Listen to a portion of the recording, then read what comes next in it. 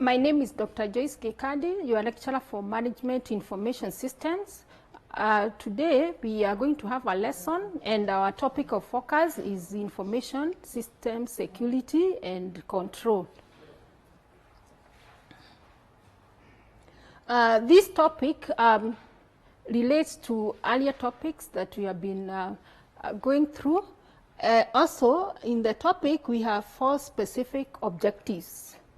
The first objective is on why system security and control important.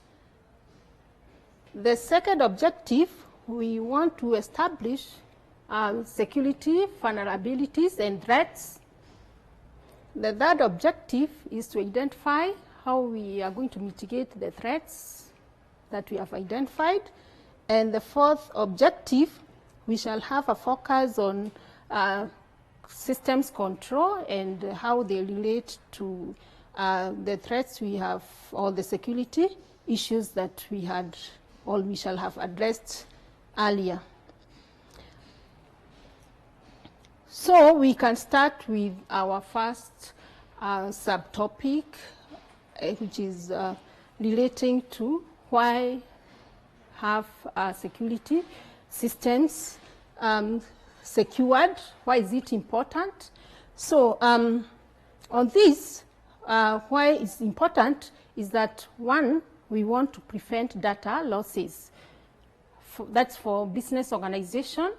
As we are aware, in management information systems, our focus is to promote efficiency and effectiveness in business organizations.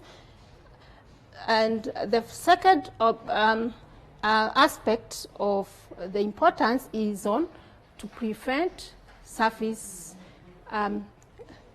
interruptions. So what we mean by interruption, we are assuming, or we already know, we are a business organization that is delivering a service, so we cannot afford any interruption.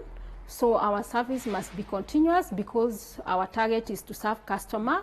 What we are doing, we are using information systems as a tool, as a facilitator. So we must secure the systems that's our facilitator to avoid interruption. The third importance is that the systems you are using must have integrity. They must be above board. That means they must be able to do what they are supposed to do with accuracy, with precision, so that we have processes running in the right way. So we have to maintain integrity, and especially on data manipulation, unintended data alteration. The fourth importance is that the systems that we have, use of ICT, the basic or the core purpose is to increase organizational efficiency. So when we have security and controls, they'll enable us to optimize on the efficiency, and this is for the overall gain of the organization, so that we enhance our productivity. The other importance is to promote accountability. So accountability in this case means, are people doing the right thing, and can they be held responsible? Is everybody accountable to what they do? Or are we able to use the systems to help us track who did what and when in terms of systems? So we shall be revisiting the aspect of accountability in a short while. Now, at this point, let's focus on systems vulnerability and threats. So these are 2 terms. They are used sometimes interchangeably, but in our learning today, we want to be very specific as experts. All people were expected to be experts in system security. So when we talk about threats, these are immediate risks, meaning that my system can be attacked, and they are immediate, they are definite. When you come to vulnerabilities, it means there is potential. It is not that the vulnerability in itself is a threat, but within it, there is potential to have an attack or to have a security concern. So as we look at them, we are going to identify those that are more vulnerabilities, and those that are immediate threats. Now, there are 2 types, or rather 3 types of vulnerabilities. So there are those vulnerabilities and threats that can be technical. That means they are, the perpetrator is using either a software, a hardware, or some technical knowledge, something more immediate to ICT. So those ones, we are going to classify them as technical threats or vulnerabilities. Non-technical is whereby the perpetrator assumes a form of deception or the persuasion to make the user get compromised or to get the system compromised. So they just use deception or kind of persuasions to make the users cooperate, and then at that moment they take the advantage and they compromise your system. When your system is compromised, we are saying then it's a threat, because your data is likely to be altered. You are also likely to lose that data, or it could get worse if you have a service interruption within your organization. Now, the other type of vulnerability of these threats could be a combination. So the perpetrator could combine both, or it may, the kind of risk you have could take both forms. So those are the forms of threats. So you should be able to identify those that are technical, those that are non-technical, but all of them, they'll compromise our goals in using ICT in organizations. Let's look at examples of variety of vulnerabilities and threats that are common and facing organizations today. The first and the most critical one and widespread is unauthorized access. Unauthorized access. So unauthorized access means you have managed or you are attempting to penetrate a system and you are not allowed to penetrate. You don't have permission. This could be a person within your organization. It could be an outsider. So unauthorized access could be an outsider or insider. For example, in an institution, who could be unauthorized access, but within your organization. This could mean one person is trying to access a service or a process that they are not supposed or entitled to access. So you can have that within. An outsider with unauthorized access, we can call them hackers. We shall be revisiting that on its own, who are hackers. So the next vulnerability is internet connectivity. So I want to say internet connectivity in itself is not a threat, but there is potential for threat. So it's one of the things that are making organizations today, in today's world, fairly vulnerable, because once you're on the internet, you are visible to the whole world. You have enemies. It could be hackers. It could be people who want to deny you service. It could be your competitor or rivals. So they'll use the internet to perpetuate internet-related systems attack. Wireless systems or wireless connectivity is also related to internet connectivity, but for wireless, we give it a specific attention because they are more vulnerable. Beyond the normal connectivity, they are more vulnerable.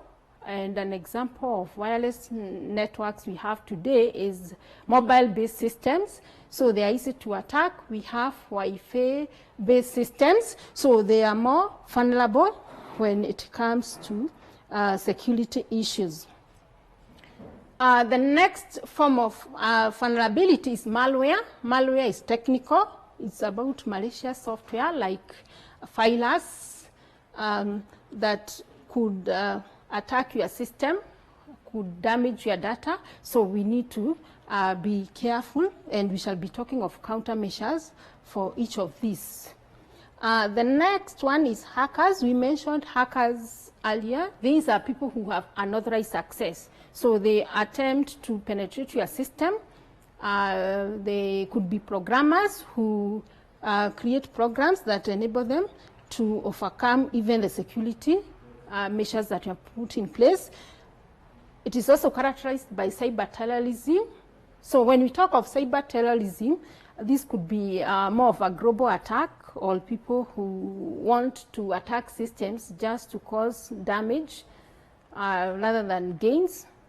Hackers, sometimes they have, or they are seeking for immediate gains. So terrorists have massive damage, and mostly they are not looking for any gain, but they're happy when people suffer losses, when other human beings suffer. So that will be their mission. The other kind of vulnerability, or rather it's a threat, is spoofing. Spoofing, these are also a form of hackers. What they do, they redirect your sites. So I give an example. Assume you are using an online banking system. So the moment you are logging into your banking site, so you'll be thinking you are on your site. Assume you use a banking site for your specific bank. So when you think you are logging into your site, somebody behind the scene, the hacker, is already redirecting you. So by the time you log on your credentials, you are logging into their site, and they'll be able to take over your account and maybe empty your account. So spoofing or redirecting of sites, you find there are people who want immediate gains. They are looking for valuable goods like money. So they want to empty your bank account. So they may not just be looking for things that are not valuable. Mainly money-based sites or sites that deal with valuables will be a target.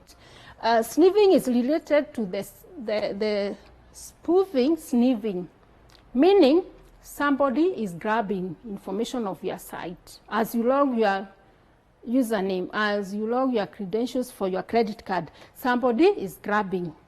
So what do they do when they grab? At a later date, they can access a system. They can use your credentials, maybe on an e-commerce site, to buy goods. So they will be using your credentials because they grabbed your password. They grabbed your card number. The next threat is denial of service. This is a threat that's becoming common as the world advances. And we have denial of service, DOS, which also takes the form of DDoS, distributed denial of service. So what denial of service does is that your system is attacked. And the purpose of attacking is to deny service, is to interrupt the service. So it's a total disruption of the service. When it's distributed is when they target from different points, because they want to cause a global service downtime. So that could mainly affect companies that have huge networks that have global interests. Identity theft is related to what we call grabbing.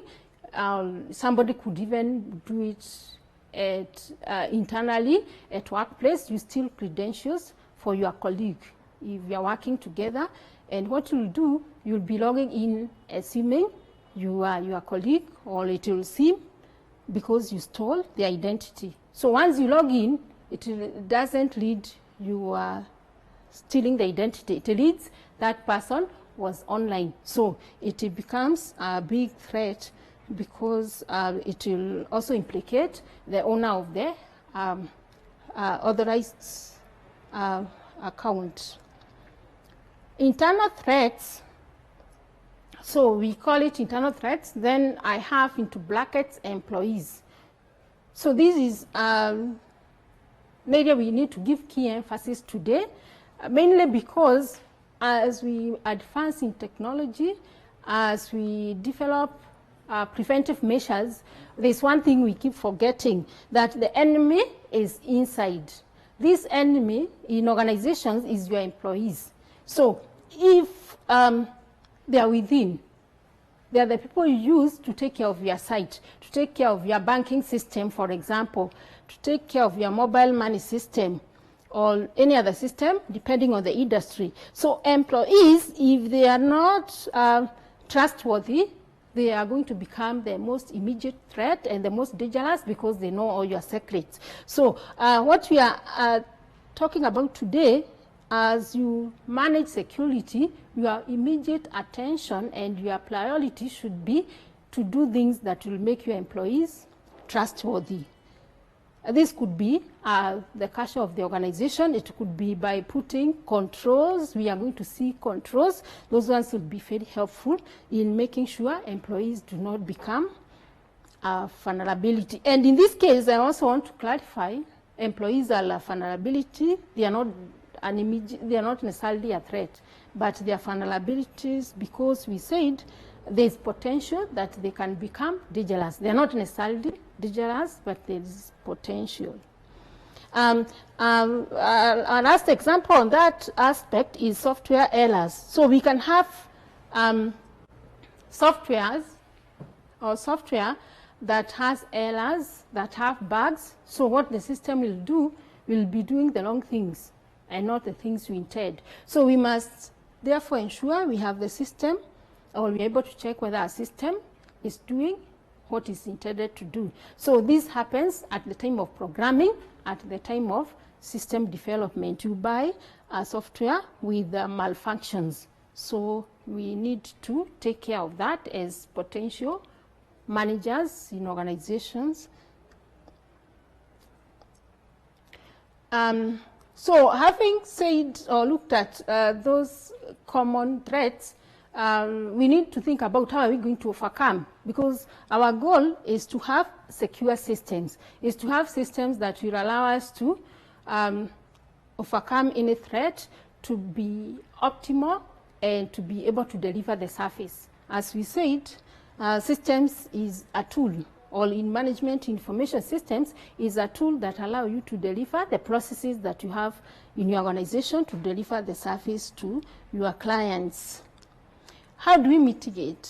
And we use the word mitigate because we can talk of eliminating, but practically this may not be possible, but we can only work on mitigating or reducing the effect of those attacks or potential for the attacks. So we talked of unauthorized access. So one great way to mitigate most of the threats we have said is access control, meaning you are able to determine or to predetermine who accesses what, when do they do it, and how they do it. So who and when and how. So you are able to then use some specific technical tools or techniques like authentication, means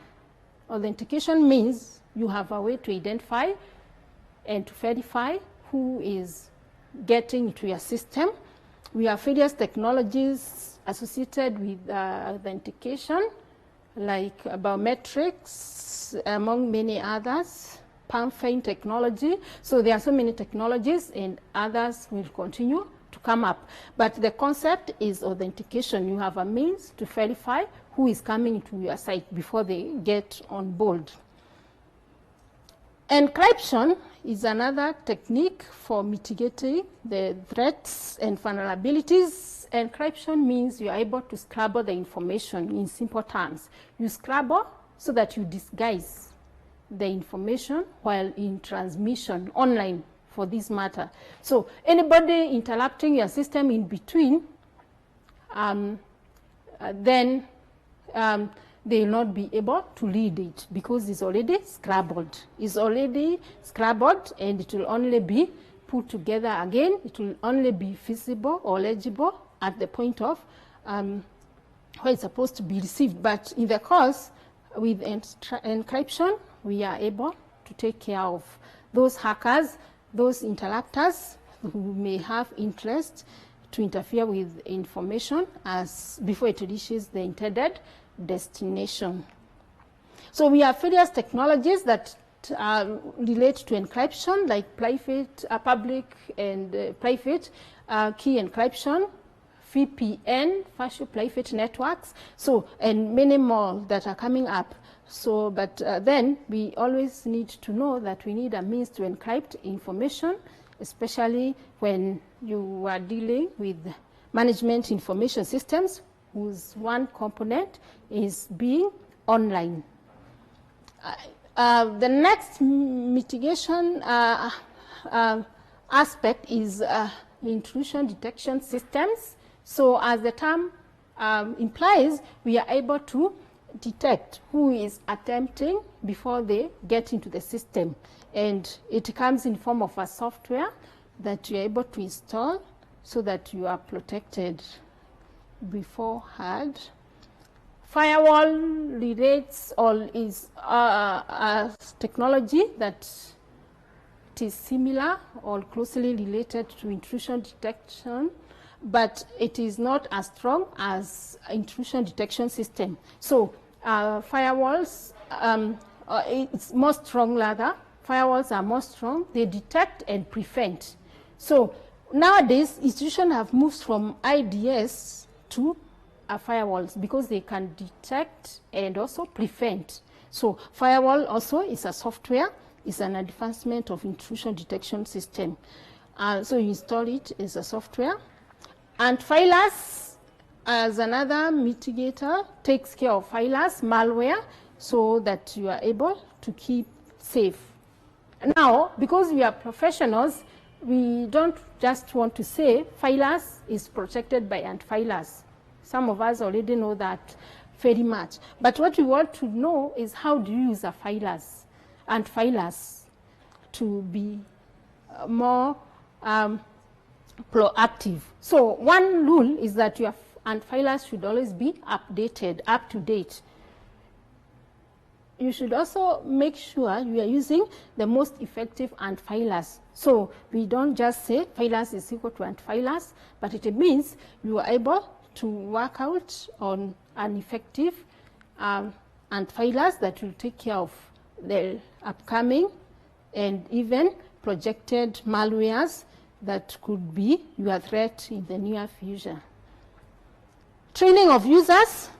So training of users means that sometimes we have compromised systems. We are attacked from a security point of view in systems, not because people are bad or because they want to be bad, but because they are not aware of what they should do and what they should not do. So as an expert who will be a manager in an organization, you need to be taking care of this, that your users or your employees, they are trained well. Those who even support them, they are also trained well ahead so that they do what they should do and when they should do it, and they do it optimally. So when do they, and rather how are they able to avoid the attacks? How are they going to assist your organization to take care of all the threats we have said? So you can only do that by training them. Another aspect of mitigation is on sustained user support. User support. So why is user support critical? It's critical because a frustrated user, we say, in systems is likely to make a mess. It's likely to do what they're not supposed to do or not to follow already set procedures. Because in the first place, they don't understand them. In the first place, they don't know where to ask for help, and they are stuck. So they become anxious, and then other things follow that may make your system compromisable. So ensure you have sustained user support. That is the technical staff who are available, who are dedicated, and who are also having the right capacity in terms of skills.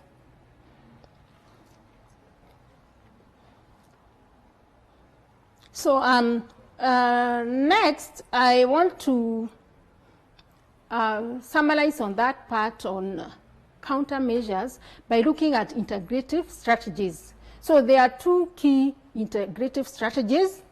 One integrative strategy is on having a quality system that focuses on confidentiality, integrity, and availability.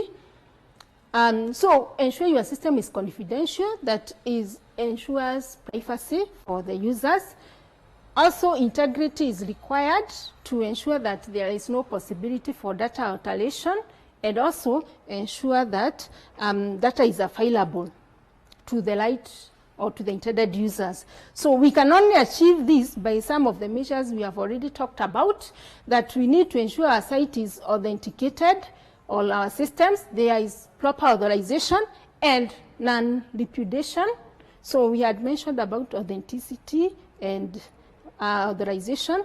Non-repudiation mean that your system has a way to make people accountable. People can track what you did. So you are not going to falsify that you didn't do something. You are not going to deny. Another integrative measure is policy. Policy is having a structure that is formalized, detailing procedures of what people should do, outlining the guidelines that people should follow ahead. So policy is helpful to guide people on maybe who is the right user, what is the authorization policy, to determine who accesses what and where, and also who can also be able to make any changes or interact with the system. So I have an example of a system, a requirement in terms of security. So just capturing the aspect we have mentioned on authenticity, integrity, and safety. So it's an example of an electronic payment system. So systems control is, as we go on to conclude, means they are helpful, as we said earlier, to enhance or to be proactive. They help you to be proactive in ensuring security. So systems control help you to be proactive in enforcing security. They also help you to use your system optimally so that you don't overdo the security and compromise system efficiency. So they help you to do that. So we have examples like software control, hardware controls, and administrative control as part of systems control. We have application controls. They are specific to an application. For example, control totals, edit checks, and report distribution logs. They help you to ensure that your specific applications are controlled and users use them in the right way, and in that they contribute to security. So as we come to the end, we have talked about the security threats, the mitigative measures, the measures that we should take to counter threats and vulnerabilities. And then we are mentioning that as part of the few questions I have here, like question 4, is, the others are summarizing what you already talked about. Question 4, I want you to reflect on this. How does systems control help in system security? So like I've said, they help you to have proactive mechanisms in place to make sure people don't do what they should not do in the first place before you start looking for ways to fix what they damaged, and also to use your system efficiently. My last review question is something that we continue thinking of after this lesson. What are the challenges that we are going to experience as we implement all these countermeasures? So for example, where are you going to strike the balance? You don't over control, you don't under control. When are you going to make sure that, or how are you going to make sure that you have enough resources to enforce the countermeasures that we have said? Those are some of the challenges that organizations are facing. And the last challenge I want you to read more about, and we had mentioned, maybe even in earlier sections, is on change management. How are you going to make everyone cooperate in your organization to support you be able to be proactively protected from the security threats? So at this point, we conclude our lesson, and we are going to utilize other resources that we shall be supported with as part of enhancing our understanding and connecting to the other concepts in this course. These televised lectures supplement our robust online learning going on our MKU online platform. You can view more on our televised lectures via our online platform. We are in a digital era, and Mount Kenya University knows this. The following are the steps to follow so as to complete your online application. Download the application form from the website www.mku.ac.ke.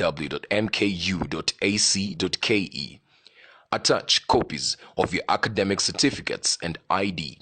Pay the application fees via M-Pesa pay bill number 270988.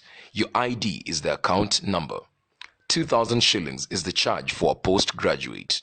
You can also deposit in the bank accounts provided on the website. Then email all the above to apply@mku.ac.ke.